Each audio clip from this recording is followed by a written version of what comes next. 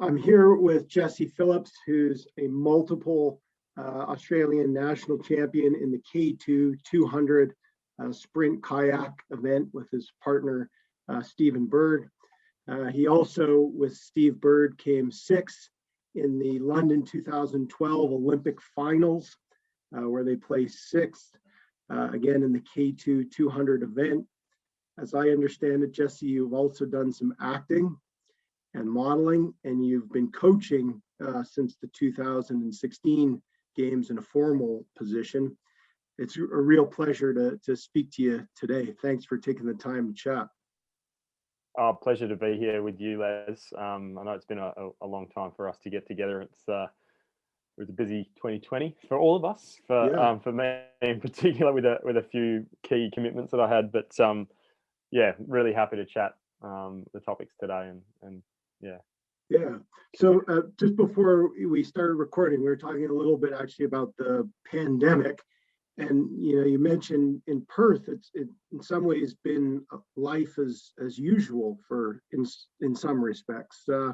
Maybe you can just talk a little bit about if in any way your training or that of your athletes has been impacted over the last year, or not really. Look, it has been impacted. In a mild way, no doubt, and I think probably in a different way to perhaps people may think initially, in that although there were some moments of restriction and certain conditions that were placed on how we moved about, and obviously sort of the spacing of humans within a particular square meterage, the mask wearing, washing hands, all of those sort of those tasks to keep each other safe. It was far less about that in the end than it is really about, for many of the athletes that I work with, about locking on and feeling like they're working towards long-term goals. Because really the uncertainty of what we're all within at this present time over the last year, the uncertainty is what's really playing, I think, a havoc with many people, not just athletes, but particularly athletes who are very achievement and outcome orientated, as a sort of rule, to keep themselves motivated on the day to day, because ultimately athletes train at least once a day, twice, three times a day sometimes. So it is about keeping the ball rolling, the tire spinning sort of thing. And I think when you don't have something to actually direct that tire towards, it can be hard to keep hitting it. So that for us has probably been the biggest, and is still unfolding, literally currently, now, nearly a year on from things starting to get shaken up. We're actually finding, out really at what depth perhaps the COVID experience for athletes is affecting them. And will continue to affect them, because looking at 2021, I mean, we're still speculating about the Tokyo Games, and that almost rules out most of all other international travel, particularly for Australian athletes who don't have another nation to work off, just over the border. So how, in terms of your coaching, Jesse, what, if anything, have you done to help your athletes manage some of that uncertainty, or to help them keep the motivation sustained? Yeah, great question. And it has been a bit of a hit and miss, trial and error type scenario. A couple of things. Some local coaches actually, we're sort of hitting our heads together, sort of trying to find ways to adapt quickly to the changing landscape. And it was actually, just little things to try and help athletes feel more like a community, still feel connected, still feel like they're all on this, on the train together and working towards the destination.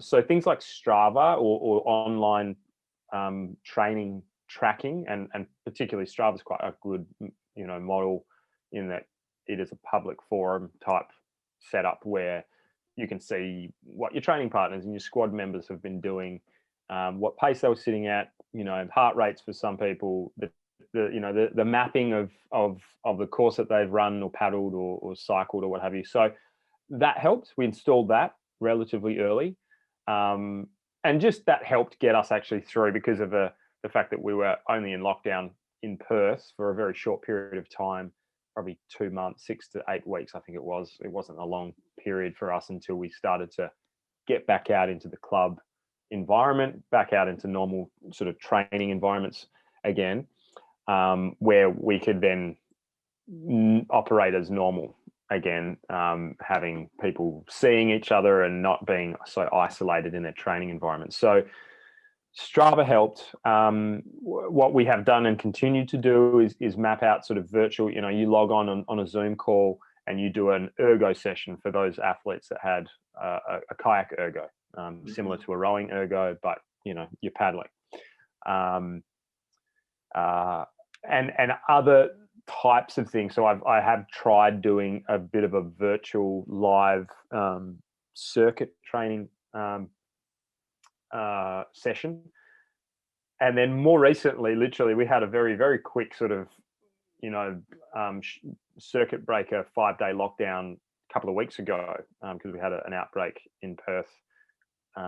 And what I did was I set a few programs for the week, but I asked the athletes in my particular squad, which is a pathways up and coming sort of 15 to 21-year-old age bracket, to film time lapse their workout that I set for them that particular day, and post it up on the WhatsApp group. And that seemed to work and keep everyone's spirit pretty high.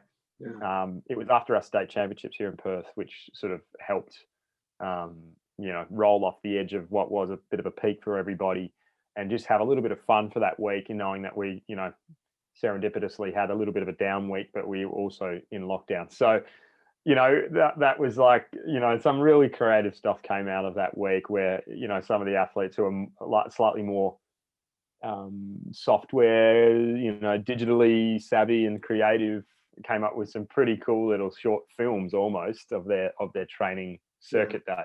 Yeah. So it can be done, and we tried to do it. It sounds like, again, some creative ways, as you mentioned, to keep your athletes connected or focused on particular targets.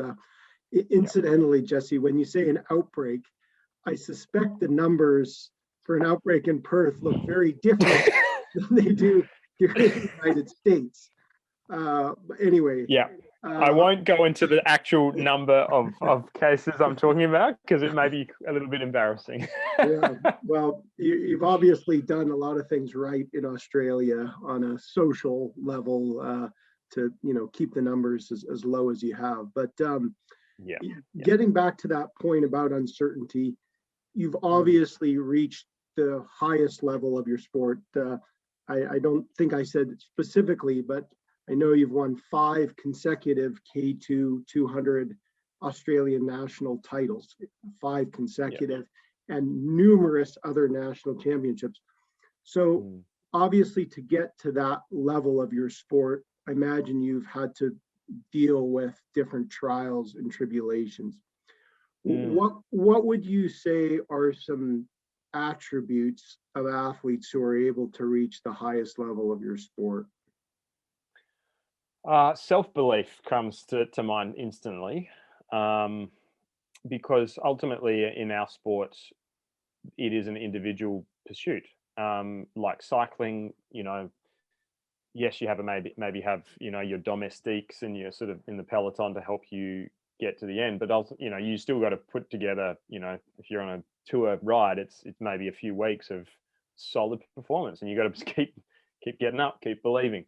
And likewise with our sport, although it's individual style racing like swimming or rowing or athletics, you're the one on the line often, and even if you're not, you may be in a relay, for instance, in a swimming or running context. We have team boats, we've got doubles, and we've got K4s. Still, that self-belief in your ability comes, to the forefront when having to put it under pressure. Because otherwise athletes can end up relying on coaches to sort of scaffold their performance and their ability to perform at their best. So trusting your own abilities, competencies, that confidence that comes from self-belief, believing in oneself, has to be up the top for me in terms of having seen it in so many other athletes. And it comes about in how they talk. A lot of the time it ends up being a script that people talk to themselves about, whether it's explicitly or more implicitly. And I mean to say, sometimes you hear the words in a comment that you maybe ask of an athlete, how did you feel in that session? How did you feel in that race or effort? And they come out with particular scripts that are running in their mind. And other times it would be they're much more introverted type athletes. They may not necessarily be speaking about these things very readily. So and likewise, it doesn't, this is the variation in individual differences in personality that we're talking about, but it doesn't always have to be that way. You can have a quiet athlete with self-belief. I'm not saying that that's not the case, but I think ultimately there is always a running script in our minds as people, and that is the story we tell ourselves about what we're capable of a lot of the time, and the feedback that we provide to ourselves in review and analysis of particular performances in particular. But you might get an 85% back on a paper or on a test, and you still feel I'm a failure. I should have got 90, as opposed to going, that was fantastic. I'm really, really happy I got a fantastic mark. Let's look at the things that, I may have got incorrect, and I'm keen to work on those things. That's a different script. So I think the athletes that are able to utilize that belief in self, to know that there is more there is always going to be opportunities for improvement, and believing in that it does take work. So I suppose that sort of takes me to my maybe second characteristic, in that those athletes that are willing to do the work. So part of it is that belief and that sort of confidence piece, and then you need athletes that have the resilience, physically, obviously, and mentally, because you can have all the confidence in the world and you don't want to do the work. You can't have that. So definitely athletes, ultimately that make it to the top are bloody hard workers. They just get it done, and they're able to map that from session to session, from week to week, from season to season. So, and then that ultimately builds, consistency, which breeds ability to moderate, iterate, performances, training, focus, to extract more out of yourself. When there is inconsistency based on a flippant, loading, physically, physiologically, that plays into the whole self-belief thing. You start guessing whether you can perform at the same level again. Was that a fluke? So it's a bit of a theme that one helps the other, but I think there's probably a number of things that really create the highest level performers. But I would think that those are things that you would see across, Michael Phelps, Serena Williams, Usain Bolt. They've got that inner belief. They know what they're there to do, but they also work bloody hard. So some of these factors that you mentioned are interrelated. I want to just go back to that point you touched on about the script or the narrative that the athlete has in their head, sort of that running self-talk or the self-belief. Is that subject to modification, or is it hardwired by virtue of their personality? I hope the former. I certainly hang on to that and believe it myself, and I think it's been proven from a research perspective as well that people change, and I think that neuroplasticity effect that is hardwired. The fact that we are plastic is an evolutionary trait. Otherwise, our adaptive ability would be stuck back thousands of years ago. So I have seen it, and often it can be a matter of breakthroughs for athletes. I must, I feel very fortunate in my own journey. I felt like that was one of my strengths, is self-belief, and that's probably why I have a bias towards it being a strength in other athletes that I see. Is that I look for it, I see it, and I respect it. But I do think it can be molded and it can be worked on, and it often is about the coaching environment that is provided, the ability to fail, the ability, to I suppose be pushed as well, pushed to the point where yes, you can fail, but it's safe to fail. Because it's not necessarily going to happen overnight, but there can be some opportunities for where things break through the levee a little bit and expand the dam, and all of a sudden you've got a bit more capacity in you. And I've seen that in an athlete that an interesting story where another coach essentially found an athlete doing chin-ups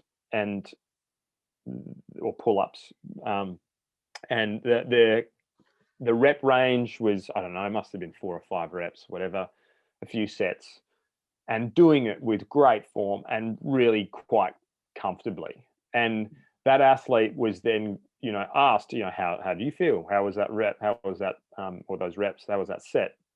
The feedback came, yeah, fine. And then the coach said, okay, well, let's put another 2 or 3 kilos on here. Next set, knocked it out, felt fine, still great form.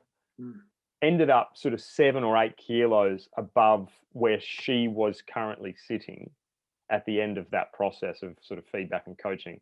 Yeah.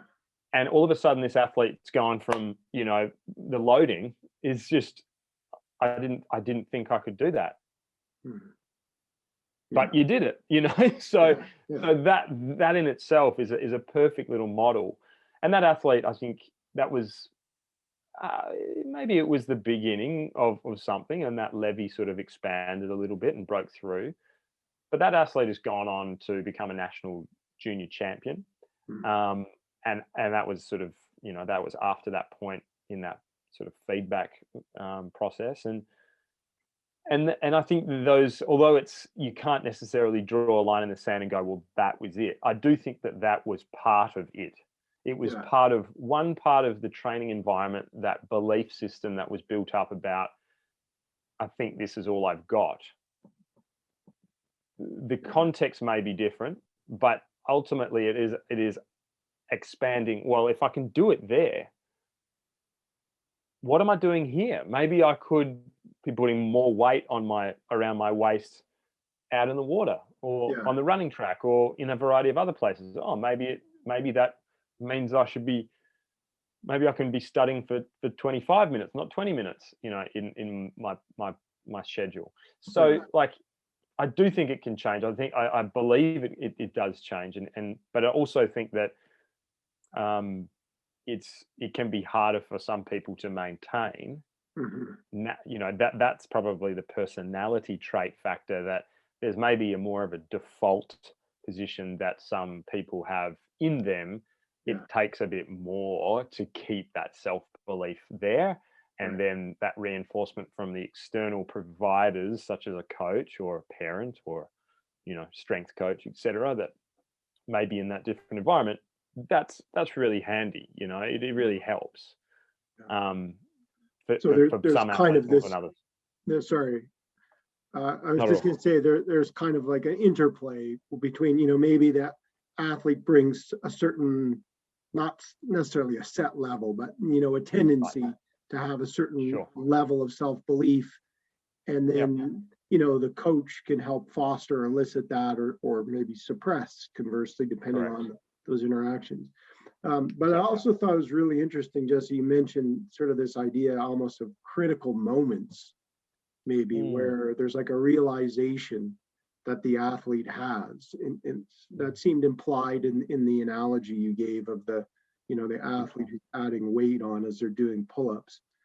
I'm wondering, were there times in your experience, you mentioned sort of like incidents of perceived or real in some way failure, whatever that might be. Yeah. Were there times in your experience where you felt that there was some failure, where your confidence was tested or shaken? Yes, definitely. It was probably, for me, and as we all continue to learn about ourselves, unpacking the past it becomes a slightly easier thing to, in hindsight always. But I do think that my athletic career has been built on a sense of feeling in control, and that's normal. That's a completely sort of normalized athlete. Top level athletes generally have a lot of things in their control, and they control for them because ultimately you want to control the controllables. That they're the things that you can have a will to change. You can't control the weather, for instance, but you can control whether you warm up on time or what you eat the night before or when you get to bed. So like I recognize that in myself, and I feel like although I have not always necessarily been in complete control in my early stages of my career, I felt as though I felt a confidence in my ability to achieve something when I set my mind to it for the majority of my career. And it probably wasn't until the 2016 sort of season, actually, where the goalpost changed late in the piece. And I didn't necessarily have a chance to modify or, change, create, ability to control for the change with enough time. I hadn't prepared for what was ultimately the selection policy. And I hedged my bets on one event, which ultimately didn't get me a Guernsey on the 2016 Rio team. And for me, that removal or almost evaporation of my long-term goal, which is sort of where I maybe map into what a lot of the athletes are feeling at the moment without not necessarily having a team to make, and a competition to go to that they absolutely know is going to be on. We haven't had that for my whole career. I've always known, like, World Championships. I know the date. I know where they're going to be in the next 3 years. I know exactly what's happening if I'm good enough to go. So for me, I feel like, very late in the piece in the 2016 season, I felt out of control. I felt like I didn't have the answers available to me. I didn't have the time available to change my physiology to get myself on the team. And I knew that even if I had my best performance in the double, which was my focus, that wouldn't change anything. I couldn't make the team in the double. And I sort of, and it is what it is. I certainly got beaten by better athletes in the single. Steve, ultimately beat me to make that team, but he beat a number of other people. I was beaten by a number of other people in that trial. So, but I did feel very much like for so many years I felt in control of the double. The double was our rocket ship to the moon. That was our thing, and when that sort of the footing of that became loose, I was in struggle town. And I remember going around for ultimately a 2-boat race off to finish off what was a defunct sort of selection trial for the K2 200 meter for the 2016 trials. I was racing the the Australian crew, our compatriots from Queensland, Lachlan Tame and Ken Wallace, they went on to 2016's bronze medal in the K2 1,000 meters. They're fantastic athletes. Ken Wallace is Olympic champion over 500 in Beijing. And Lockie Tane as a multiple, talk about sort of multiple back-to-back wins. He is a 4 or 5-time national surf ski champion at the Aussie titles, and that is unprecedented. He's a phenomenal athlete.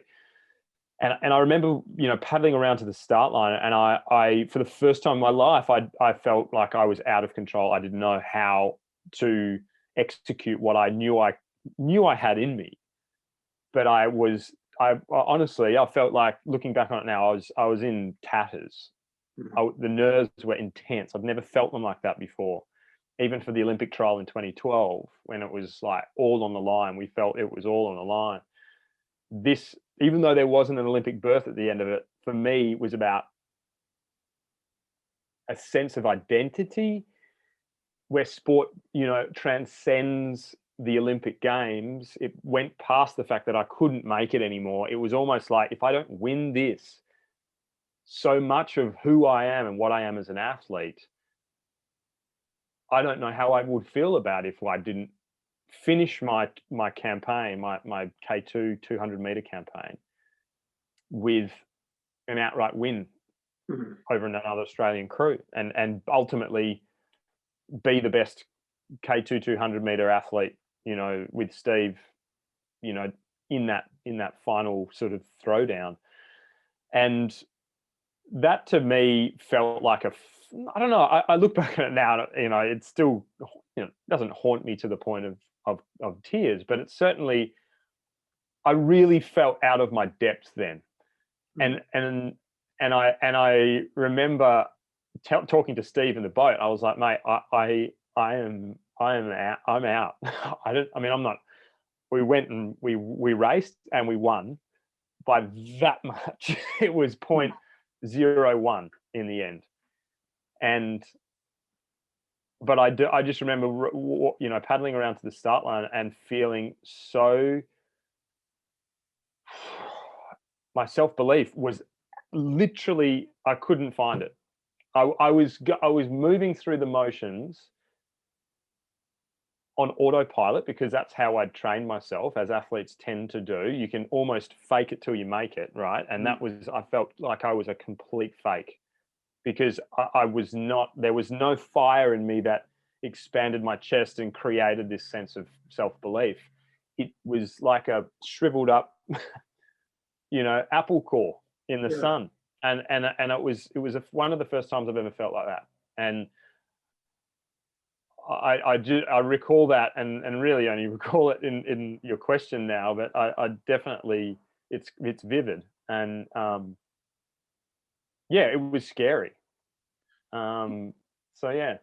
Was it, so I'm just trying to make sure I kind of understand the context. I mean, you had already, was there some change in the rule, or the, like in terms of the trying to make the Australian team? There was something different about 2016. Yes, I can explain that. To contextualize it. Yeah, I'm just trying to understand kind of like what generated this uncertainty or feeling of a lack of control. Yeah, totally. So it was sort of coming, and ended up being sort of written into the policy, and the policy really only came out about a month or so before the ultimate trials, which was our national championship. So this is March 2016. There had been talk about it in 2015 after the World Championships, and sort of, we'd been warned about the potential of where the selection of the 8 men's Olympic spots would go. So there was 8 Australian men that were able to go to the Olympic Games. If they selected 8, they could take 8. And what they ended up deciding in what I mean by several weeks beforehand, they wrote and ratified the selection criteria, was that there was the potential to select the winning K2 200 meter crew. Okay. Because it was a higher ranked event. And this gets a little bit technical, but essentially out of the 5 events, there's a K1 1000, there's a K2 1000, there was a K4 1000, and then there was a K1 200, a K2 200. So there's 2 distances, 3 different boats, but a K1 and a K2 200 was our distance and our specialty. Yeah. Steve had the K1 running so well, there was almost no way that anyone could beat him, and he proved that, with a monstrous win in the selection trials. The K2, though, was actually out of those 5 events, the 4th ranked after the 2015 World Championships, which is the Olympic qualification. So we had figured, okay, cool. They're going to select on the K2 200, and then ultimately the K1 200 almost would be a double up event. Paddlers in the K2 200. So ultimately we're thinking we'll win the K2 200, and Steve being in that boat, he'll just double up and do the K1 as well at the games. No worries. Yeah. That makes me and Steve, and then 6 men go in the 1,000-meter space to fill up those 3 events. That's plenty of guys. What they ended up doing is selecting 7 of the 8 as 1,000-meter men. So they went the winners of the 3 key 1,000-meter events. And then they went, if that doesn't equate to 7, we'll actually take another athlete to basically fulfill 7 spots in the team from the 1,000-meter racing events, and only leave the winner of the K1 200 as the 200-meter sole athlete over that distance, as opposed to going, we'll take the top 6, which is really what we felt that they should have done, and then we'll take the winning K2. Steve will double up in the K1. We've got 8 men. We're sweet. We're going to get the best result ultimately in every event we can. Okay. So that is what changed fairly late. And when I say I felt like I didn't have the time to move, is that even if when we really got told, which was probably November 2015, by the time March came around, by the time this selection policy came around in February, there was definitely no room to change. But the potential for me to go, you know what, I'm no longer paddling and training for 200. Yeah.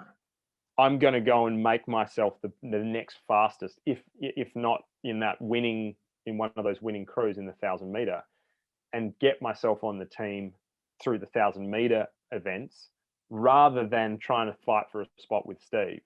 Right. Because he ultimately, at that point, he was that far ahead of everybody else in the K1. Yeah. It was going to be a stretch, so for everybody. So you were betting on the fact, Jesse, that as part of the selection, they were going to select one of those 8 people based on the K2 200 event, which was you have been dominant for years, from what I'm gathering, in that event with Steve. Correct. But at the last minute, so to speak, they then changed that. And so you realize, okay, well, wait a minute, they're not going to be selecting one of the 8 from the winner of the K2 200, but from these other 1,000-meter events. Is that right? Correct. Exactly right. Yeah. Okay. Yeah. So it's sort of like at that point, then, I guess, what do you remember sort of things going through your mind when you realized, well, wait a minute, the selection criteria is not going to be based on what we thought? Did that sort of, I'm automatically upend your kind of self-belief, or what was your process? It's a fair point. I mean, look, I've been as we do, there's almost you just keep chipping away. You just keep doing what you know.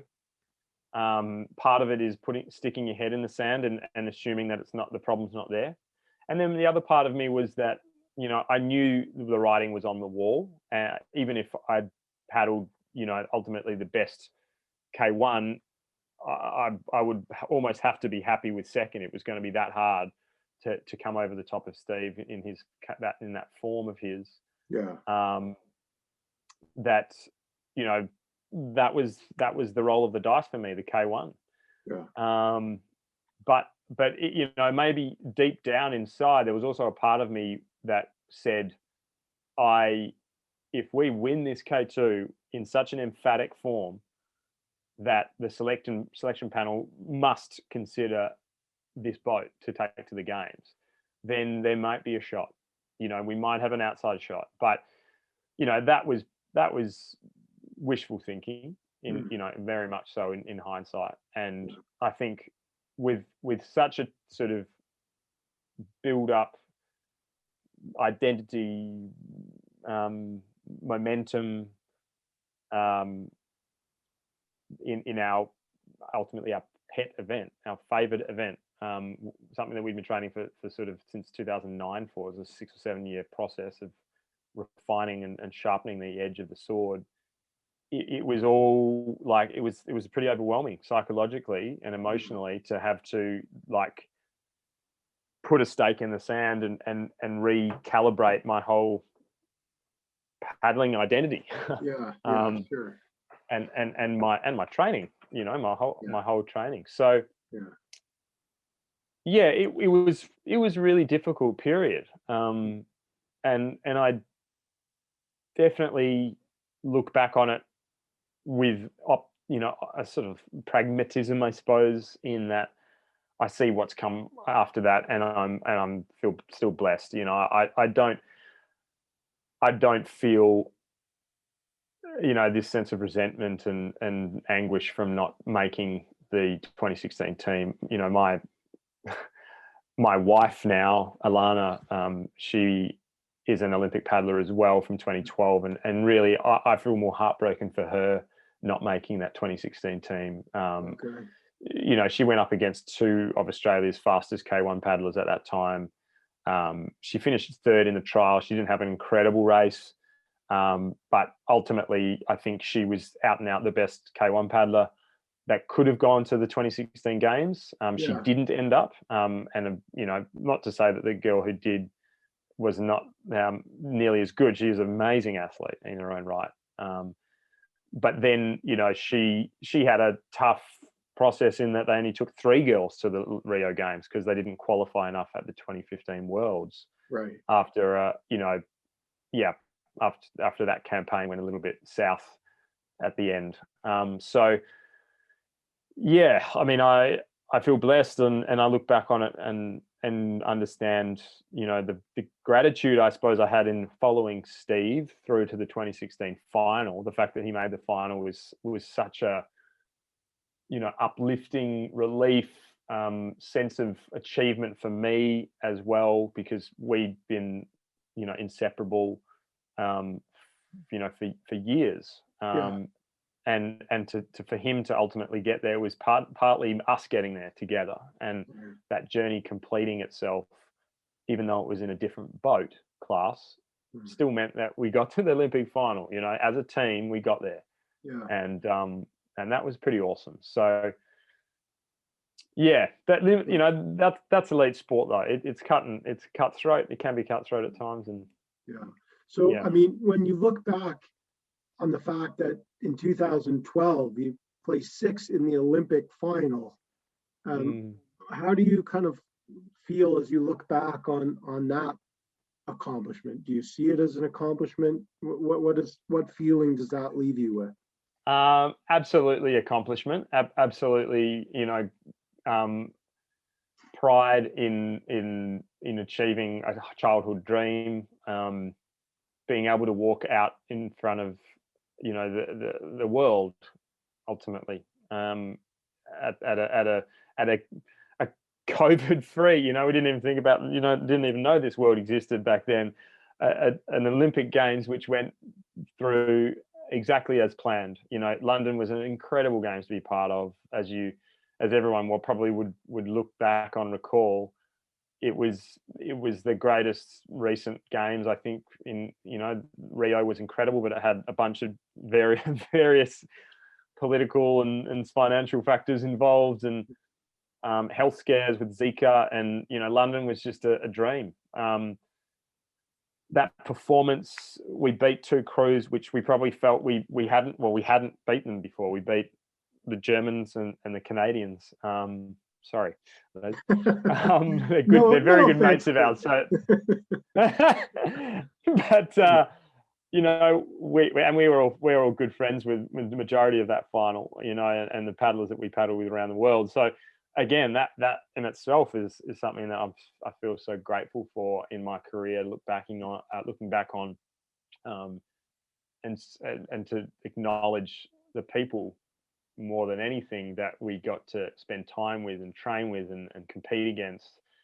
From a performance standpoint, yeah, look, it was great. We looking back on it now, I see technical flaws. I see how weak we were. You know, that's where 2016 for us, I felt was going to be a fantastic games, and we could have been.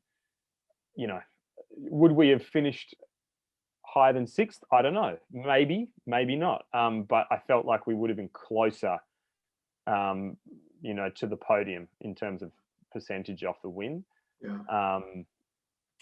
And we were, yeah, I mean, we weren't in the most amazing form, but I felt like we had a fair bit in the tank to find between where we were at trials and then ultimately Rio. Yeah. So I don't I look back on the 2012 experience, knowing how many athletes in Europe as well as a continent don't get to send athletes, knowing what the World Championships are like compared to the Olympic Games. I see so many of, you know, of Europe's best crews not able to qualify to go and race at the Olympics because there's quota spots, and not every athlete who probably deserves it on paper. If you ran even our performance, you know, we've at 2011 World Championships we were 14th, I think, 13th, 14th in the world. There was probably 2 or 3 boats in front of us, European boats, that didn't go to the Olympic Games in 2012 because we were representing Oceania as a region, as a continental region. They were in Europe. They had their quota of European crews. Right. Sorry. Yeah. You might be higher than Australia and Argentina and you know, China, but no dice. Right. You don't get to race. So, you know, for many people, I think, particularly in our sport, that there is that quota, there isn't that A qualifier like athletics. You know, there is a real respect for the Olympic Games being quite special, but there's also that reverence for the World Championships, knowing that that's actually where every country gets to compete. Yeah. You know, and that's an equal playing field. So. Yeah. You mentioned earlier that term resilience, and I'm wondering what it means to you.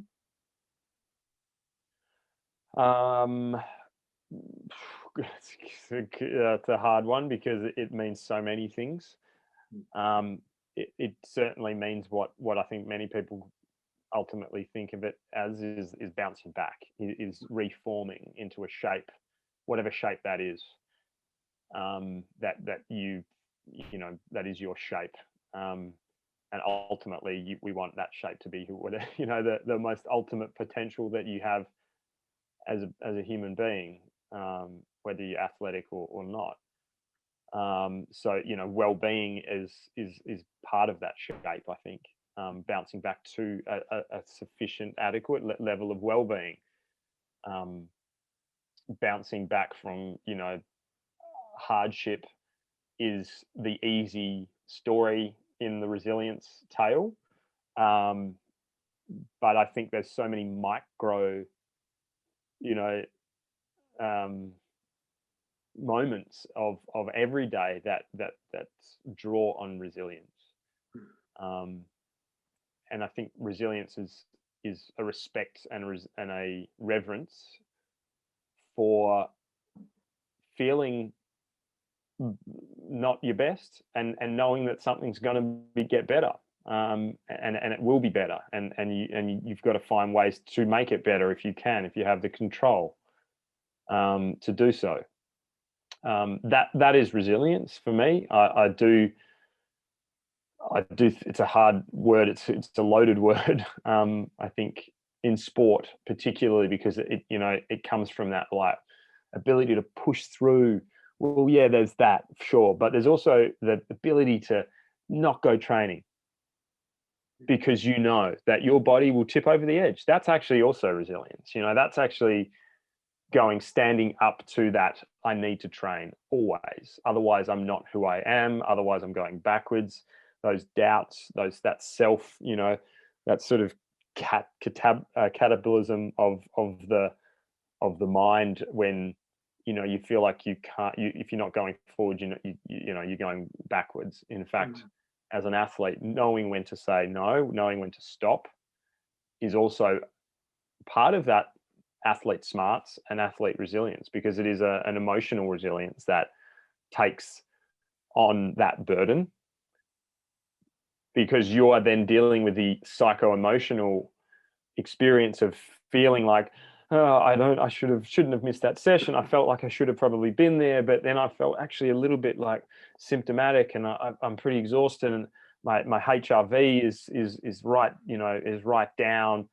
My resting heart rate's right up. All those little markers that, as an athlete in that athletic world, we rely on to tell us what's right, what's what. Yeah. And a lot of the time it has to come back to a bit of intuition. And I do believe that resilience is bedded within that, because emotional, the grit fact of resilience, that I rolled my ankle and I still made it up the muddy hill and put my flag on the top of this, stake my claim.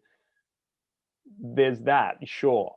There's definitely room for that, but so often we're not dealing with those moments of heroism, like, looking back on the fort and those incredible stories from, Vietnam and Europe and, the Pacific, and all those tales that sort of we draw on to tell us what resilience is in a modern setting, which is sort of exuded by the commando style course of hardening up and getting through it, and SAS style stuff. There's so much to be said for like calm trudging, without being, disrespectful. I think that the calmness of a self and inner peace and inner self-belief and confidence speaks for a person's resilience as much as the flash in the pan heroism or performance. I don't know. That's no. On the contrary, I think there's so much wrapped in what you just said too, from everything, I guess, from like cultural narratives about, always the value of pushing through pain, or more is better. You seem to be implying not necessarily, or sometimes that, maybe there's some caution that should be had in terms of that mindset of always trying to do more. I think I kind of picked up on that idea of listening to your body. I like how you mentioned that point about micro moments, right? Where maybe it's not just about those discrete hardships that you're trying to bounce back from, but little small day-to-day moments where you're like, okay, I'm tired or I'm fatigued. How do I calmly trudge through that? Right.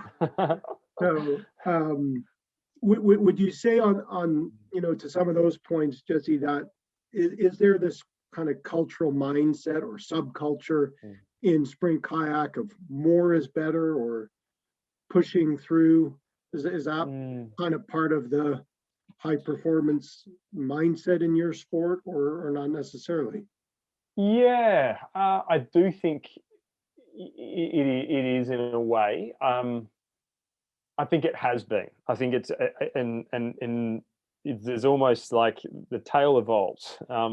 Generational change is I think a certainty, and I would think that as is the time of what was that sparked out of the the Hawaii Ironman movement, in that sort of, I don't know, there seemed to be like a real push in the 80s in Australia. In the 90s, triathlon became a big thing. There was an Uncle Toby's Ironman series, which a sponsored surf life saving Ironman series, which which built this, again, these stories, this sort of cultural fit that created this hardening aerobic capacity. Keep, smashing through it, wake up, get the work done, don't talk about it, just get into it. And that real bravado-ness to Australian, that almost, it's sort of derived from a little bit of that surf life saving culture of old. I mean, there's definitely that in Australian football and rugby and a variety of codes that would probably speak the same language in describing how it was done, back before sports science. And sports science has obviously been such a revelation over the last 20, 30, 40 years in unpacking, that what is, load, rest and recovery, all those things that have come out of institutes of sport and academies and sports science labs. So in our sport, I definitely think it's still in an evolution. There has definitely been a get the work done, just go and do the miles, which has not been dissimilar to what the rowing fraternity, I think, would probably say as well.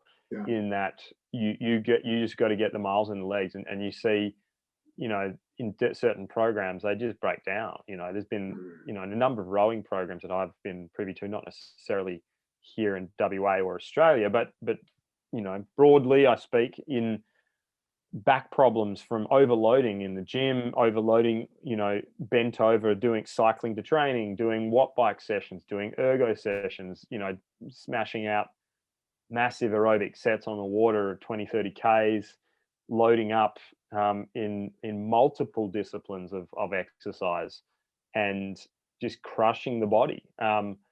Yes, it's probably necessary in part and at times periodized. And it's definitely the case for us. But I do think that we are more and more evolving with the science and becoming more adept at challenging whether more work is better. Yeah. And it's interesting in my own personal case in that, okay, yes, I'm a lifetime athlete. Yes, I've done plenty of thousands of kilometers to sort of back up my competency in the skill department of what I do in sprint kayak, because it is very, you can't forget the skill. I think that's really important. Any sport has a skill element and a coordination element, and it plays a huge role. Once you've ticked over your 10,000 hours or so of deliberate practice, you really, I think, that gives you a really good basis. But in recent years, what I've found, again, just looking back on all of that time and work built, I can now, and I feel fortunate to be able to do this, is paddle a good session, 2 or 3 times a week, and be that far away from my best, what I feel like is my best, and it is a sub-maximal loading, which is what I think. Yes, I mean, I haven't quantified this and created a rigorous study out of it, but it seems like it could be, built off the back of that pyramid that I've already built over 20 years of paddling. Yeah. But who's to say it isn't? Who's to say it could happen after 3 years of paddling? I don't know. Maybe not. Maybe not. Maybe I'm hitting my man strength now, and everything should be coming easier for me. But I do think that there must be a balance there. Sure.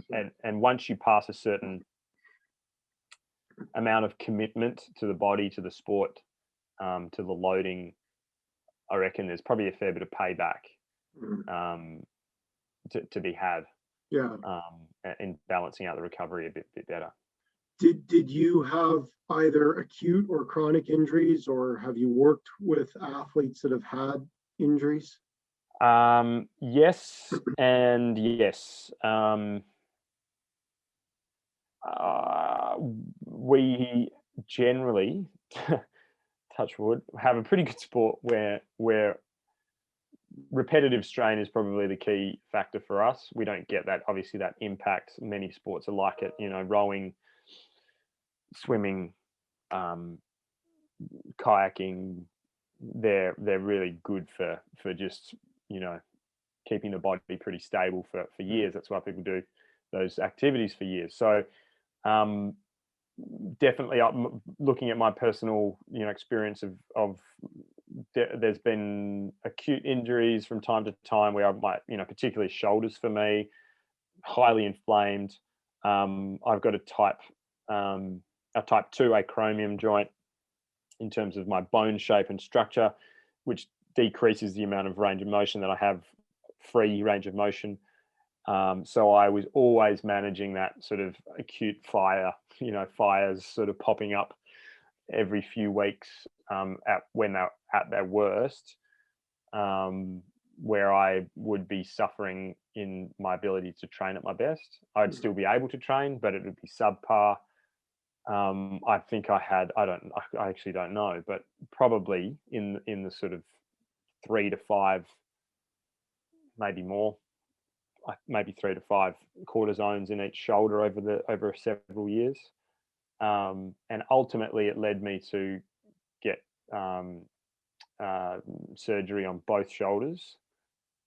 And that was more, yes, it was when I was a bit of a preventative, well, a treatment sort of remedial factor, but there was also a preventativeness to it, in that, hey, if I get them done now, even if my shoulders aren't giving me strife right now, which at that time I don't think they were, although there was a bit of, definitely, as I said, there was minimizing my ability to train at my best and probably perform at my best as a consequence. But I thought, I'm just thinking future wise, and I ended up booking in both shoulders, one straight after the Olympics in 2012, and then another one after the World Championships in 2014. So I was like, let's just get this nipped in the bud. And I'm really grateful that I did, because it never took me to a point where I'd inflame my shoulders that badly. I'd torn any major, tendon or there was no damage to the joint. I did them when I could get them done, because I knew that I wanted to be a paddler for the rest of my life. Paddling is part of who I am, and it was more about my life function rather than necessarily all about performance. But also, probably post 2012 Olympics, we did a lot of research, personal research. We took a lot of that unpacking of the whole our own athletic performance into our own hands, and started working with a few alternate sort of minds on how to work on our strength and nutrition, recovery, etc. And we decided, and this, I'm talking we as in me and Steve Bird, my doubles partner, we were working very closely for many years and lived together for several years as well. So really refine the processes that we built our athletic performances off. And that came back to eating whole food. We went gluten-free for 4 or 5 years there. We minimized caffeine. We certainly like there was no caffeine after 11 a.m. in terms of the half-life of coffee or caffeine in the system to interrupt any sleep pattern. We were doing bone broth. We were on a very highly tuned diet to maximize recovery and minimize inflammation in the gut, and in the ultimately the whole system. So did you notice a difference when you were on that very specialized diet? Did that influence recovery in a noticeable way? I think we were lean. We were properly lean. We were shredded, and we felt amazing. But then again, I probably look back on what is amazing. At the time, we probably felt completely fatigued because we were training all the time, and that's sort of how athletes live, is just in this chronic, not chronic fatigue, but chronic state of like, I'm tired, I'm sore, I could choose not to walk right now. I'm happy to sit down, so it's always hard. It's not until World Championships finish and you finish the season and you're like, oh my God, I could break down that wall, with a punch of my hand. I'm that energetic and I feel so powerful. It's not until you're fully tapered do you fully experience your human body at its most brilliant. Yeah. So I think a lot of the time when you're an athlete, you don't reap the amazing human reward for the work that you do on nutrition, sleep, and training. But there was no hesitation in terms of how recovered we were, how we felt from a recovery joint and muscle perspective. I felt like we were right on top of it. There was never any niggles. If there was niggles, we jumped right on top of them with remediation of sorts. But it almost didn't crop up. There was never any feeling of, sure, sometimes we probably mistimed our food intake from time to time. We felt too full when we were training, but because we were eating, at least 4 times a day, quality meals. Yeah. We never felt, there was never any like bloating. Bloating just evaporated when we went gluten-free and we were, really on a whole food diet. Yeah.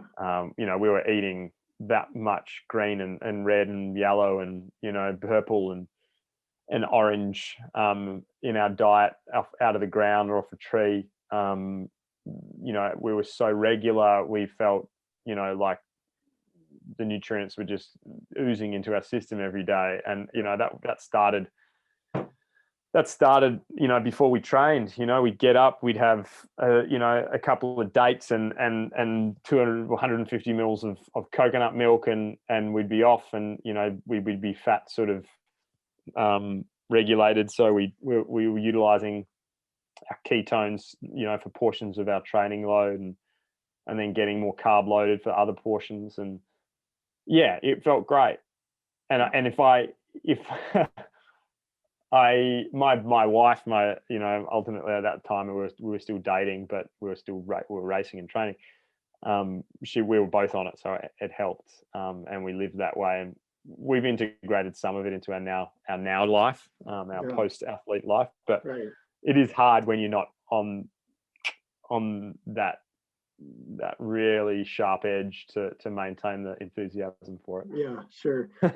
I could keep asking you questions indefinitely here, Jesse, but I just want to ask one or two Sure. more before I let you go here. So you mentioned your post, athletic or competitive career, and you also talked about that issue or point of athlete identity and, not just doing sprint kayak, but that's part of who you are. Maybe you can just talk about kind of the connection between the two, or, sort of what impact moving away from a competitive athlete yourself, what impact has that had on your identity as a person? Yeah.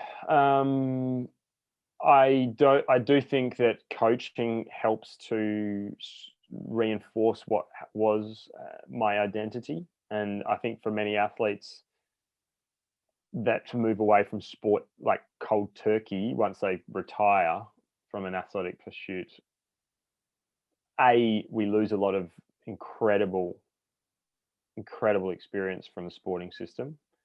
And I'm not saying that to begrudge people that move into business and other ventures. That's everyone, each their own. But just to say that, I do think that there is maybe for them, and I don't know exactly, but I feel like there may be a loss of or a sort of compartmentalization of that part of their life. That was their past life. They were an athlete. I'm now a banker, or I'm now a I'm a teacher. But you can't, you can't take the animal out of the jungle, so to speak. They're always going to have that athlete in them, and that want to drive and be goal orientated and to pursue excellence. So that is a big part of identity. Ultimately, it's the person you end up tuning yourself to be. I feel very, again, I mean, I talk about my gratitude in hindsight of my career, and I think it's so hard to pin it down to one or two things that make the feelings of and concept of identity of being a paddler and being an athlete. It's built up and rolled up into the people that I know from all around the world.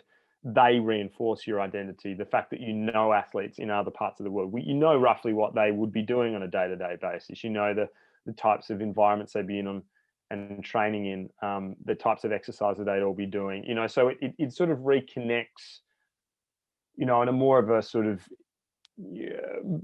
global humanistic perspective on being a human, doing an activity.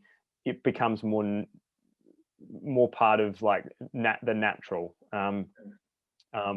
way of thinking, knowing that other people everywhere in the world are doing what you're doing. So that connects you, and I think that in paddling particularly, there is so many. I suppose it goes to the traveling piece, but it also goes to the fact that, you know, you're connecting to water, you're out in nature. Paddling, like swimming, like rowing, you are connecting to water in a propulsive manner. So what we are doing, and if you speak to, you know, the coaches and athletes in those sports, they will talk to you about connecting to the water. You are trying to literally, from an athletic perspective, connect to the water and move past that point of connection. As effectively as possible without losing energy. So you are intentionally, if you break it down, you are trying to connect with nature. That is your intent. And it's quite a nice pursuit. And for paddlers, we get to do it. We're able to do it in so many different environments around the world. But then you look at Perth as an example. You've got the beautiful Indian Ocean. You've got the Swan River, the Canning River that feeds in, the Avon River that feeds into the Swan. And you've got, you know, really 40, 50, 60, 70, 80, 100 Ks of nonstop paddling if you did a big round and wanted to do the edge of the river, from Fremantle Harbour up to the upper reaches of the Canning, upper reaches of the Avon, all the way through back down the Swan. You've got, you know, so much incredible waterway, all of which is going to be slightly different. The environments around them, how close you are to houses, there's bush around. When you get into the ocean, you know, we've got Rottnest Island in WA in Perth, 20 kilometres west of the mainland, and there's a race that comes, you know, people have paddled there. I've paddled there once in a race. The race is generally utilising the southwest prevailing wind, which we call the Doctor here in Perth. The Doctor comes in every afternoon, particularly in the summer. And, you know, again, you're connecting to nature. You're trying to connect to the waves. You're trying to ride the waves. It's like surfing in many ways, you know. So there's a cultural fit. There's a physiological, you know, connective fit, like using your body, exerting your body in nature. In particular, I think there's something quite primal about that. You know, even apart from the fact that you're connecting that with the the neurochemicals that are happening, being sort of secreted as a consequence of that, you know, multitude of activity, and that sensory experience. So when I talk about identity, I talk about all of those things, and I feel very, you know, rich in that identity, knowing that you know, it's not just my Olympic pursuit, it's not just my athlete life that I attribute that identity to. It is something that will continue to be who I am. And I suppose, you know, looking back on that story in regards to how I felt fairly vulnerable at the 2016 trials, it really taps in. Maybe that was a bit of a primer for me to go, well, actually, hang on, my identity is beyond this trial. It's not just about what I've done here. It's actually who I have become as a consequence of all the paddling that I've done, all of the work that I've done as a paddler. Yeah, it sounds like you've had, countless varied and rich experiences in your sport, on the water, in nature, that have contributed to your identity. On that note, just a final question. Would you say there are specific skills or tools maybe that you've gained from sport that you use in other facets of your life, in acting and some of your other pursuits? From sport to other skills? Yeah, I definitely have that coming back to the self-belief piece. There's no doubt that feeling confidence and competence in an activity that like sports it's a really great one, because you do get that external provision of reinforcement, often with coaches and other athletes, people you train with, competitions, all that type of stuff. It does reinforce that self-belief if you perform at your best and reach your goals. It teaches you that working hard in one area gets you what you want. So there's no doubt a parallel with everything else in your life. If you put a mark in the future of where you want to be, and you've got a plan to how you want to get there, then I've done it before. I've got confidence from this other part of my life. What's to say I'm not going to do it in my academic life? Or I want to learn to play this song, and I'm going to perform at this gig in 2 years' time. I've got to start to learn to play the guitar. I'm going to practice like I would practice in my kayak or in the gym. So definitely those translatable skills, or transferable, certainly helped me in my life. In acting, I felt like a bit of both. I feel like acting, I started sort of at a similar time to kayaking, and I do feel like cultivating those skills on the stage. I did a lot of theatre when I was young, and sort of moved into more film or screen-based acting in the last 10 years or so. But the need to have to perform, to put yourself under pressure in different contexts, helps you to adapt that feature, that skill of having to know that nerves happen anywhere.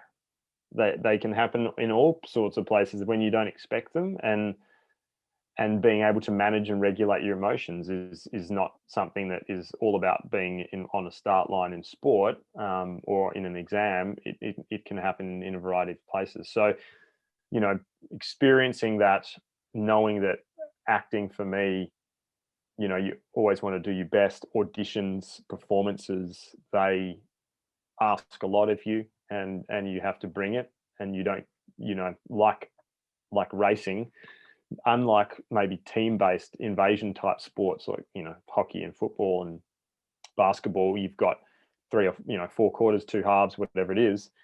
You've got time to iterate and unpick the mistake that you started sowing. You don't get that chance, and acting's quite similar to that, unless you're doing multiple takes in front of in a television or film setting. Stage acting, like an audition, you got, that's it. You got to deliver. If you don't deliver, then better luck next time. And so that's definitely helped me. And then I don't know, like, I suppose the regulation of myself as an athlete, and a lot of athletes I feel who have paid attention to themselves and been aware of their feelings and their thoughts and their body over time, allows you more accurate information to base decisions off in the day-to-day. So talking about sort of that resilience topic before, that those sort of those moments in the day where we all feel like we could be heading in a direction which may or may not help us. Thoughts, feelings, sensations, knowing what to do about them. And being an athlete, you have to be vigilant. You have to go, I just graze myself. I'm going to get something to make sure that's, I'm putting antibacterial on that. I'm going to cover it up with a Band-Aid now. Not, oh, I'll do it tomorrow, do it tonight, I'll wash it out, I'll leave it to dry, it'll be fine. When you become an athlete, or when you get that athletic mindset, you're like, no, I do it now. I get it dealt with, because if that festers, then I'm off the water. This is how I think. I'm out of the training environment. This could impact my training load, my potential performance at the trials, world championships, etc. You just get into that frame of mind of like getting a bit more critical about the decisions that you make. Right. And sorry. So would you say sport has helped you to be more self-aware? Yes. Yeah.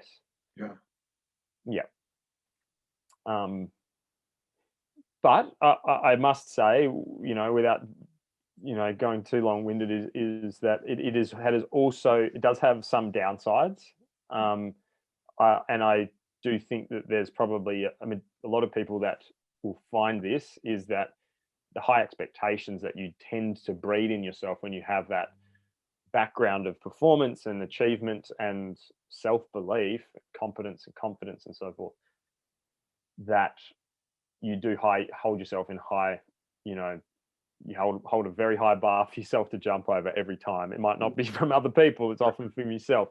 So, learning as well to, that awareness, and I'm still learning this myself, that failing is okay, not necessarily failing, but perfectionism, which I feel is rife, particularly in society nowadays with the advent of so much perfectionism seemingly in social media forums and so forth. That can be a negatively effective trait, I suppose, or sort of undoing. And I've found that really heavily in my studies, where I'm not necessarily but I'm a world-class athlete. I have been a world-class athlete. I'm not necessarily a world-class academic in terms of my writings. I've had to learn a lot. I still have myself pinned up there in terms of what I expect myself, even if I'm not necessarily haven't spent as much time in that academic space.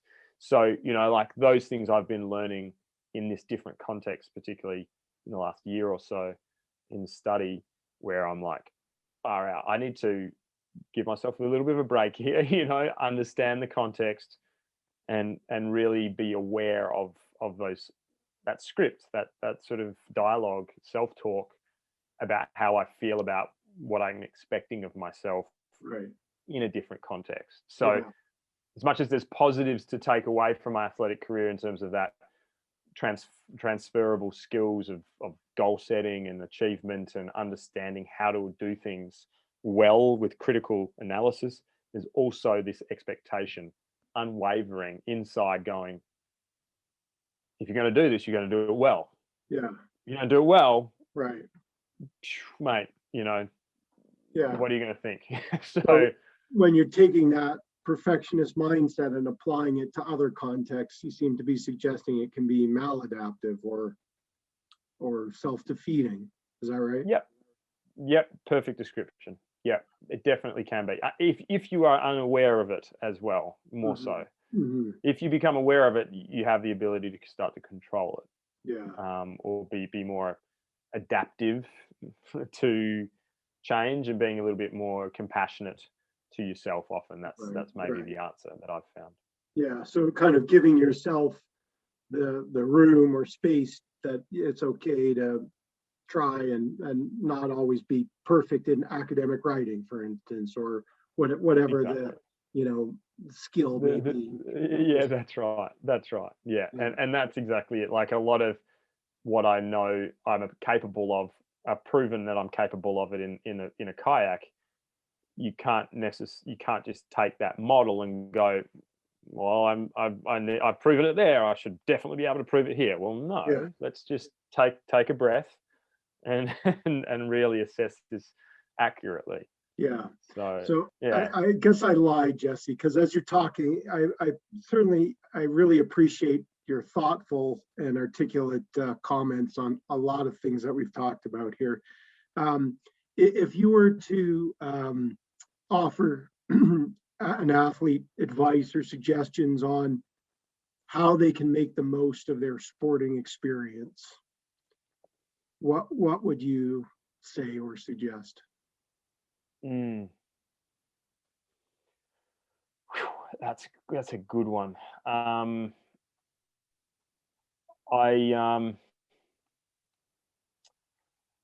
I I uh, ask for advice is one piece. Yep.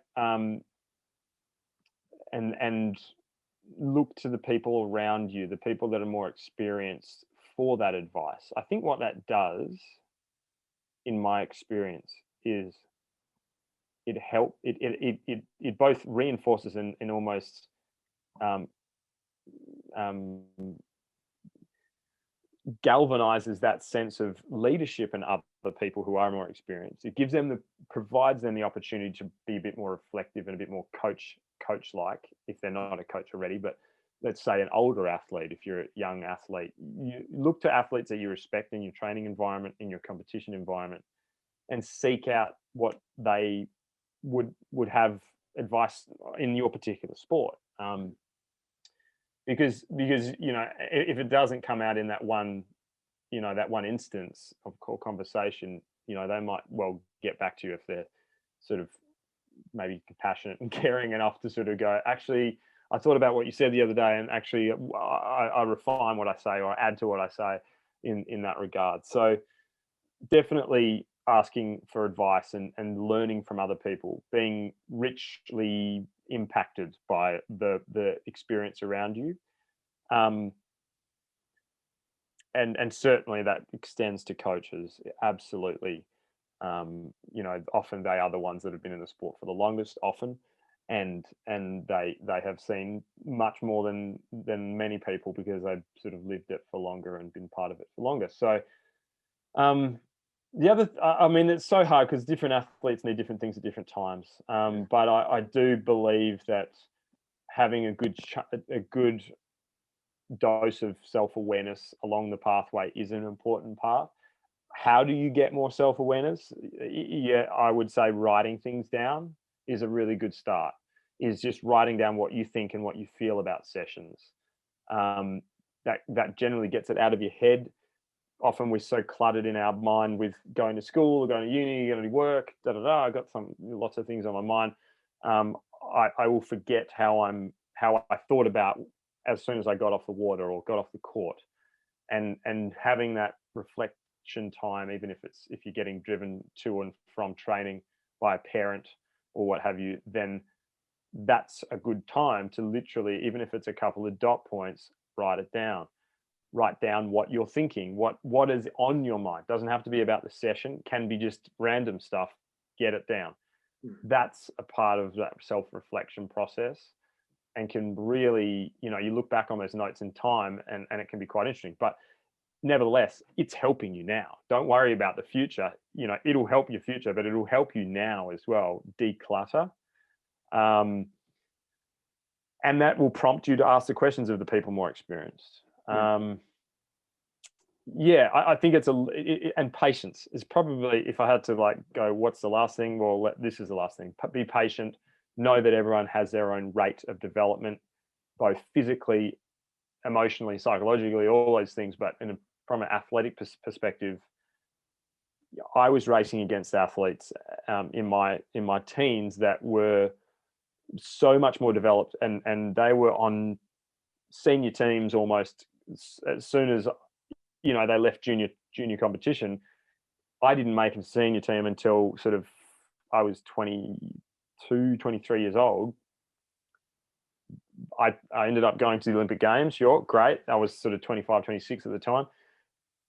Everyone takes their own time, you know, and just knowing that may be the course of your trajectory. That is, it's a hard one. It's a hard pill to swallow when you see your peers progressing faster than you. I would then ask them to reflect then furthermore on what the good things about their sport are. Don't just throw in the towel because you're not achieving things as soon as you want them to. Rather reflect on those things that I maybe spoke about in terms of my identity in the sport. I was very much linked to the high performance model for so long, but along the way, actually, I did garner a whole bunch of things. I knew at the time, but I think it's sunk in even more in recent times how much the sport has impacted me beyond the competition arena. Yeah. So just drilling down a little bit more deeper into the why that you chose that sport, not another one. Why what brought you to it? Are the friends? Get them back involved if they stop. Say, no, mate, you're joining up next season. You know, we're doing this together. That's why we got into this, remember? You know, so keeping people playing sport, I think, is so important for our society worldwide. You know, it's just, it connects people. It keeps them in a sense of belonging in their club, in their community, with their friendship group. You know, you go for beers afterwards when you get to that age. You're going for coffee afterwards. You know, there's chin wagging and there's learning new things. It is such an incredible, you know, crucible for life, to be engaged in sport, and not to discount other things like acting and music and so forth, but you know, you're doing healthy things. You know, so join a sports club, be part of a sports environment for your life as much as you can. Yeah, those are wonderful thoughts to conclude our conversation, Jesse. And I just want to say your athletes are certainly lucky to have a thoughtful, intelligent, and committed individual like yourself working with them. So thank you so much for taking the time to chat. It's much appreciated. No, absolute pleasure. Thank you for having me on.